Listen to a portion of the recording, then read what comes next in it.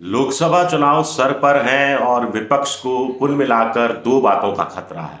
एक, उनको लग रहा है कि ईवीएम मशीनों के जरिए चुनाव हैक होता रहा है और इस बार भी हैक होगा। दूसरा, गोदी मोदी मीडिया ने पूरा चुनाव का माहौल बीजेपी के तरफ करना अभी से शुरू कर दिया है और इससे वोटर प्रभावित हो सकता है। लेकिन दोस्तों, क्या आप जानते हैं कि ईवीएम से भी बड़ा खतरा, गोदी मोदी मीडिया से भी बड़ा खतरा, पेड न्यूज से भी बड़ा खतरा एक और है जो लोकसभा चुनाव में मंडरा रहा है। वो है सिंथेटिक मीडिया का। आखिर ये सिंथेटिक मीडिया क्या है?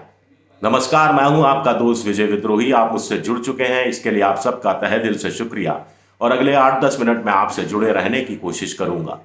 तो हम बात कर रहे हैं सिंथेटिक मीडिया की। 3 उदाहरण देता हूं आपको, उससे आप कहानी समझ जाएंगे। बांग्लादेश में चुनाव हो रहा है, 7 जनवरी को वहां वोटिंग होनी है। वहां शेख हसीना राष्ट्रपति है, उनके खिलाफ जो 2 महिला प्रतिद्वंदी उतरी हैं, उनका तस्वीरें आई हैं बिकनी में, स्विमिंग पूल में नहा रही हैं बिकनी पहनकर। वोटर को इन्फ्लुएंस करने की कोशिश।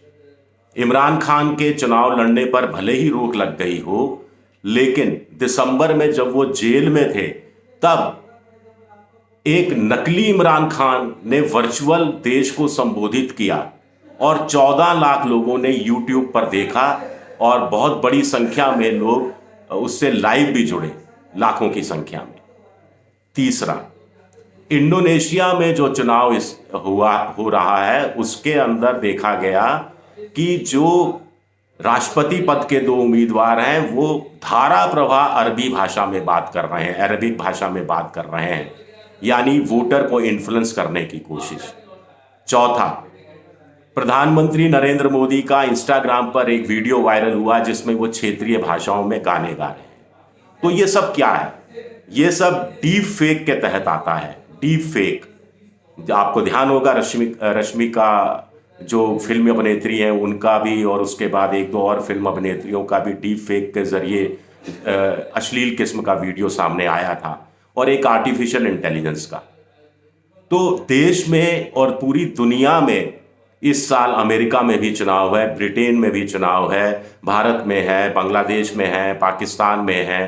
तो वहां पर आर्टिफिशियल इंटेलिजेंस और डीप फेक के जरिए क्या वोटर के जेहन को प्रभावित करने की कोशिश की जा रही है और कोशिश होती रही है। पिछले साल अर्जेंटीना में चुनाव हुआ, न्यूजीलैंड में चुनाव हुआ और उसके बाद टर्की में चुनाव हुआ, जिसमें आर्टिफिशियल इंटेलिजेंस का भरपूर ढंग से इस्तेमाल किया गया। आप कहेंगे कि आर्टिफिशियल इंटेलिजेंस या डीप फेक से चुनाव कैसे प्रभावित हो सकता है? चुनाव ऐसे प्रभावित हो सकता है जैसे बांग्लादेश का बिकनी में।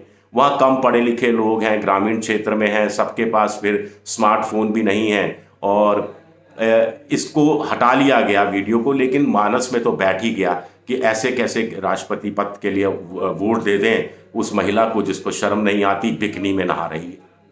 तो एक हद तक एक वोटर प्रभावित होता है।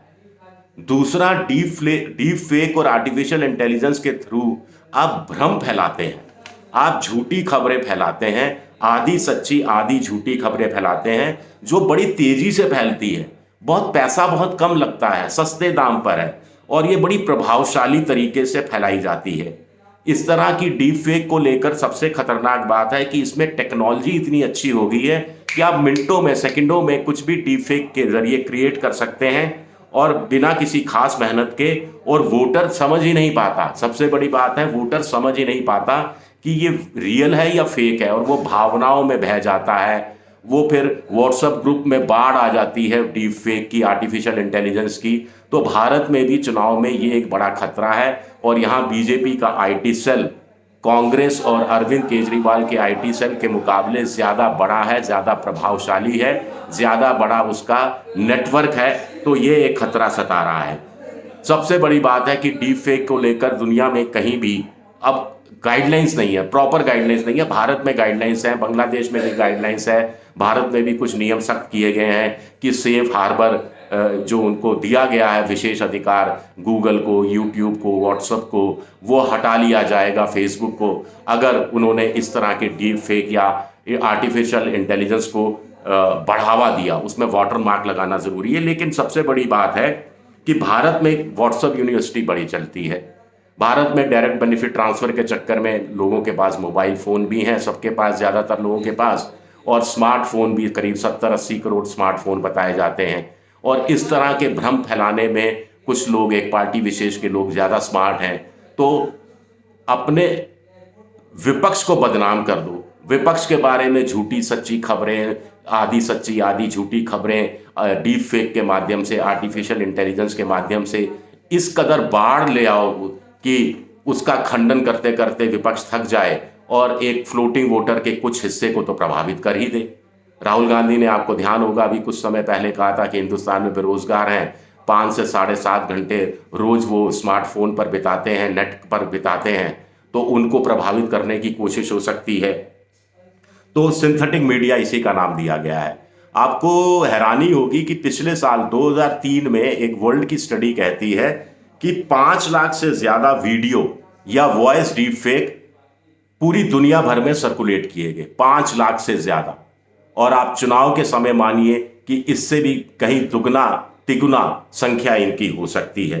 ये क्या करते हैं, वोटिंग बिहेवियर को प्रभावित करते हैं, वोटिंग पैटर्न को प्रभावित करते हैं, ये पार्टी के सपोर्ट बेस को प्रभावित करते हैं कि इतना गंदफंद फैला दो, इतनी झूठी भ्रामक खबरें डीप फेक के माध्यम से, जो पता भी नहीं लगेगा, आपको लगेगा कि नहीं ये सच है। जब तक आप रियलाइज करोगे तब तक तो बहुत सारी चीजें बिगड़ चुकी होगी, या पार्टी का नैरेटिव के स्तर पर, छवि के स्तर पर बहुत ज्यादा नुकसान हो चुका होगा। क्योंकि हमारे यहाँ मानकर चला जाता है कि 80% काम तो छवि नैरेटिव कर देता है, बाकी सब कुछ 20% में आता है। तो भारत में किस रूप में ये चुनाव प्रभावित होंगे, ये अपने आप में एक बड़ा सवाल उठता है। कुछ लोग कह रहे हैं कि साहब, जो पार्टी विशेष है वो अपने नेता, बड़े नेता अपने कार्यकर्ताओं तक अपनी बात पहुंचाने के लिए डीप फेक का इस्तेमाल करते हैं, आर्टिफिशियल इंटेलिजेंस का इस्तेमाल करते हैं, तो वो कार्यकर्ताओं तक सीमित रहता है। लेकिन ये कार्यकर्ताओं तक सीमित नहीं रहता है, क्योंकि कार्यकर्ता उसको फॉरवर्ड करता है अपने दोस्तों में, रिश्तेदारों में, परिवार के लोगों में, परिवार के लोग किसी और को फॉरवर्ड करेंगे, वहां से फॉरवर्ड पे फॉरवर्ड का सिलसिला शुरू होता है और वही बात जनमानस तक पहुंच जाती है। आप कैसे यकीन करेंगे कि ये चीज गलत है, ये चीज सही है, और उससे आपका वोटिंग पैटर्न प्रभावित होता है। तो ये एक बड़ी खबर है, मुझे लगता है कि ये सिंथेटिक मीडिया जिसको नाम दिया गया है, इस पर आप लोगों को गौर करने की जरूरत है। और ये क्या लोकसभा चुनाव को प्रभावित कर पाएगा? हमारे यहाँ देखिए बताया गया कि 2014 में देश में जब चुनाव हुआ था तो ये एक स्टडी हुई थी कि 116 सीटें सोशल मीडिया से प्रभावित हुई थी।